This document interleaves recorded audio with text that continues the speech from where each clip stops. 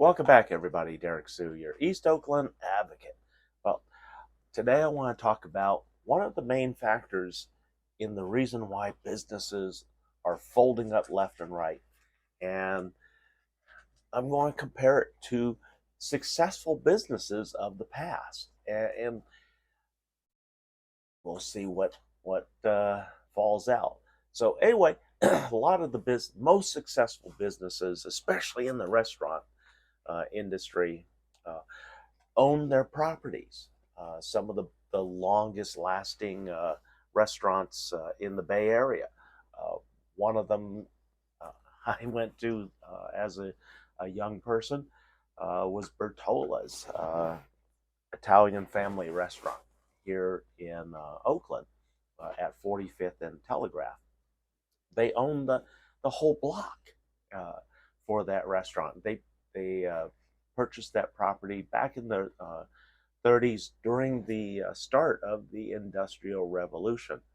And that's how they were able to maintain the lowest possible meal prices. I mean, it was ridiculously low for the time because back in the late 70s, in the 80s, I lived just a short distance away over on 42nd Street, and Bertola's was on 45th Street. So it was not a very long walk for me to get from my duplex flat, walk down to dinner, even have drinks. And imagine this: you go to the bar and you just want a good frosty cold beer. And back then, a tap beer was 50 cents, and it came in a frosty mug. So uh, you could get fed, and you could also get a nice buzz and walk home. And out of pocket, you were about $8, maybe 9 with tip. And if you wanted to take a date, it was a place that you could feel comfortable taking a date. The food was really good. My best memories was the bottomless minestrone soup, and they made it fresh every day. And so you had all the fresh minestrone soup, plus they were making fresh uh, oven baked bread on the site, and so you got bread fresh out of the oven. And it was such a pleasure eating that with the minestrone. And the minestrone and bread by itself could be a meal. And in fact, it was on the menu just as a meal for $2.95. And it was unlimited. And one of my favorite dishes that I remember from Bertola's was the veal parmigiana. It was the lowest price veal parmigiana you could get anywhere in San Francisco. That same dish was somewhere around 28, $30 at some of the nice North Beach restaurants. But here in Oakland, that same veal parmigiana at Bertola's was $8. And you got the soup, the bread, you got the salad. So you had a really good meal for $8. And they owned the property that they sat on, and that's what made them successful. And when they closed down the business, uh, nobody wanted to buy the restaurant because you couldn't maintain those prices anymore. Because you buy the property, you buy the building, and all that. You add that into your new overhead, so there is no way that you could maintain those prices without probably tripling the prices. So that would put you right back up to where the price you'd pay in North Beach, San Francisco, the really fine dining restaurants. So that's the problem with when businesses are sold to another entity, and that profit really hurts the bottom line. And that's why with the business that I'm working on right now, we own the property. We're going to own the property. We're still working on that, but all of the properties for all the different outlets that we're going to have, we will own the property, and then that's how we will maintain uh, the control of overhead expenses. Uh, and that's where a lot of businesses fail because they're on a lease, and they lease the property, they never own it. And so from the get go, it's short term thinking. Literally, it is short term thinking. It's not long term thinking. Long term thinking is thinking you start at 5 years and go beyond. Short term thinking, well, I hope I make it to the 5 years. And that's where a lot of businesses are, unfortunately. I just hope I make it and my doors are still open in 5 years. Whereas I know my business will be open in 5 years, and I want to plan for the future beyond that. And that's what we're doing here. So it's going, uh, the foundation is set, and it's set in stone. This helps control the costs. Also, other things that I realized that we had a lot of friends who own a lot of mom and pop uh, grocery stores. You still see them in the neighborhoods now and then here, especially around East Oakland, West Oakland. You see them, and a lot of those you see a living space attached to that small corner mom and pop store, and we see them here in East Oakland all the time. Ghazali's best. There's a little grocery store right here on the corner, and they live right above the grocery store, so their commute's very short. And that's we had friends back then in elementary school. I remember one of my fellow classmates. Her dad owned a grocery store on Seminary, and when they left Oakland. They left Oakland back in the late '60s and moved out to Livermore, and started the same thing. Uh, the family bought a property, a small grocery store type property with a store and a living space, a home, adjacent or right above it. And I lost track of them, but I remember they got a good price for it. In fact, the store still exists today because I still occasionally get by that area. I don't shop that particular store, but I know that I know the original people that ran that store before this family ran, and they've been running it for decades. So owning the property controls pricing, and there's a lot of folks that say, well, if you rent, you can write that off. Well, yeah, you can write that off because you don't have anything, and that's a problem with a lot of corporations. Since they don't own anything, it's very easy for them to go bankrupt. Whereas if you own property, you can use that to acquire loans and credit lines of credit. And so that's the advantage of owning the property. Not so much that you have a deduction, because we don't care about the deduction. We're not short term thinking. We are long term thinking. We are planning. We're thinking for the next 30 years. And that's what we're thinking. Not hope my doors are still open 5.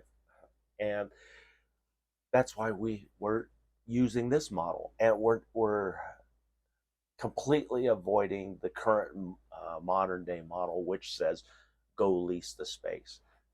And acquiring property, it takes a strategy, because right now property is way overpriced on everything. But also, the good thing about the high Oakland crime right now, price of industrial properties are dropping like anchors into the ocean. So we're anticipating in a short amount of time, we're going to be able to acquire all the properties that we need to set up the aquaculture and vertical urban farms that we're in the throes and in the stages of putting together right now. Because right now we're working on acquiring our state license as a water filtering plant, and not that we're supplying water to anybody. That's just one of the stupid state regulations that they have in place, especially when you're dealing with large volumes of water, and you're filtering.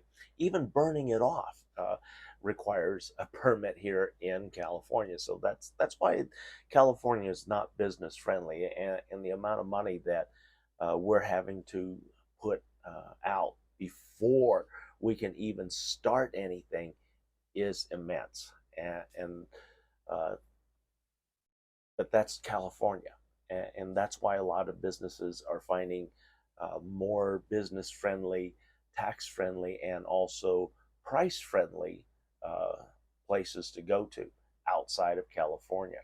Uh, there are ways that you can produce and create the sustainable business, but it takes a lot of skills, a lot of planning, and a lot of knowledge, and you have to know a lot of the right people in order to make that happen. But the model that we're working on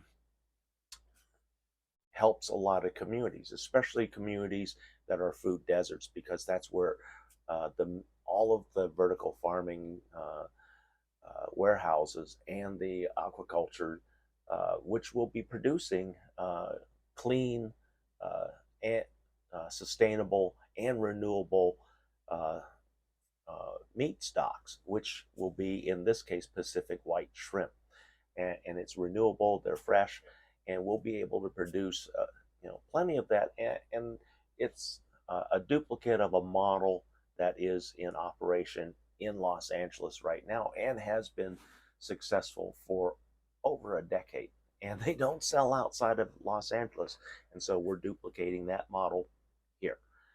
But we're also adding vertical farming, an urban vertical farming. So we're adding more technology to this, and how we're making this sustainable is that we're supplying 90 to 100% of all the energy needs through renewable energy, and we're using bifacial uh, solar panels that will be set up, and will supply, like I said, 90 to 100% of all the electrical needs of the warehouse. And so again, we control the cost. We don't have PG&E uh, constantly raising the price of energy. And the only energy that we may need, which would be for the winter, that would be the natural gas to heat, for the heating, and that's it. But electrical will be self-sustaining and off-grid power. We will own the property, so we control the main expenses, and that's the important part. Controlling those main expenses. Yes, it's going to hurt at the beginning, but if you're planning for the long term, like what I'm doing, those expenses become very small when you think about 30 years into the future. So that's what we have on tap, and the proceeds on that will be going towards a project that I've been working on for City of Oakland, and it is a micro community that is specifically designed for our homeless and zero income, low income families. And I'm talking about, to start with, 1,200 micro homes, self sufficient micro homes. And that's what the funding from our urban vertical farming and the aquaculture will be funding into the future and sustaining these communities for Oakland. And everybody gets to participate, because the food deserts all over Oakland will be addressed through the vertical farming, which will make fresh fruits, vegetables readily available at an affordable cost if you qualify for certain programs. Because of low income, there may not be any cost, and you have free vegetables and food up to a certain limit. And so that's the exciting part of this program and the renewable part, the sustainability part of this model. And we're hoping that we are able to open the doors by next summer when everything is said and done. But this year is a lot of the setup, the testing, and the inspections. So there's a lot involved in this. And then also we're still acquiring properties. There's a lot to this. There's a lot of rolling pieces, and it's very fluid. So thanks for joining me today. That's what's coming to Oakland. And if you elect me your next mayor because we managed to recall Mayor Shane Town, I'm your person. I have a vision for Oakland. I have a vision to address all of Oakland's issues, including crime. Thanks for joining me. We'll be right back.